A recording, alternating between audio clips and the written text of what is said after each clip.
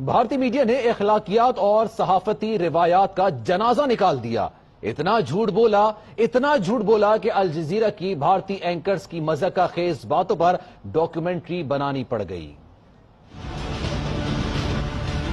पुलवामा आतंकवादी हमला, जिसके बाद देश कह रहा था कि पाकिस्तान को सबक सिखाए सरकार। आसमान से बरसते पर और जमीन पर धमाकों का भूकंप, वो हवाई हमला बेहद खतरनाक था।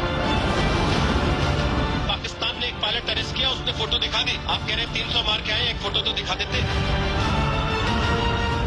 ये फिल्म 26 फरवरी को रिलीज हुई। भारतीय मीडिया ने झूठ का नया रिकॉर्ड कायम किया। सर्जिकल स्ट्राइक का ढंढोरा, 300 अफराद के मारे जाने का दावा, लेकिन सब सूत्रों के अनुसार। भारत ने ये बम बरसाए हैं। इस हमले में 300 से भी ज्यादा आतंकी मारे गए। 27 फरवरी को जब पाकिस्तान ने भारतीय तैयारे मार गिराए, विंग कमांडर अभिनंदन पकड़ा और दिखाया, लेकिन सूत्रों के अनुसार नहीं, सबूतों के साथ। भारतीय मीडिया उस वक्त भी सच दिखाने के बजाय तैयारा गिरने को टेक्निकल फॉल्ट और पायलट को मिसिंग इन एक्शन करार देता रहा। Mi-17 हेलीकॉप्टर है जो कि मेंटेनेंस ड्यूटी पर था और किसी टेक्निकल फेलियर की वजह से ये क्रैश हुआ है। टेक्निकल फॉल्ट की वजह से ये MiG-21 जो क्रैश हुआ, बडगाम में एक खेत में सीधे जाकर ये क्रैश हो गया, जिसके बाद आग लगी।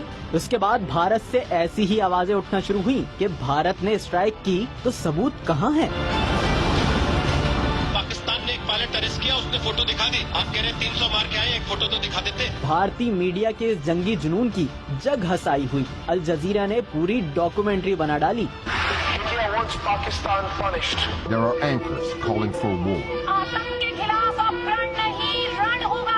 Studios populated with former generals talking military tactics. हमारे साथ मौजूद आर्मी के 5 जनरल बताएंगे क्या है उनका वॉर प्लान। भारतीय सोशल मीडिया पर अभिनंदन की गिरफ्तारी का जिम्मेदार अपने मीडिया को ठहराते रहे। पाकिस्तान से अपील की कि हमारे एंकर्स ले लो, विंग कमांडर वापस कर दो। मुंबई से लेकर पुलवामा हमले तक भारतीय मीडिया ने 1 घंटे के अंदर फैसला करके पाकिस्तान को जिम्मेदार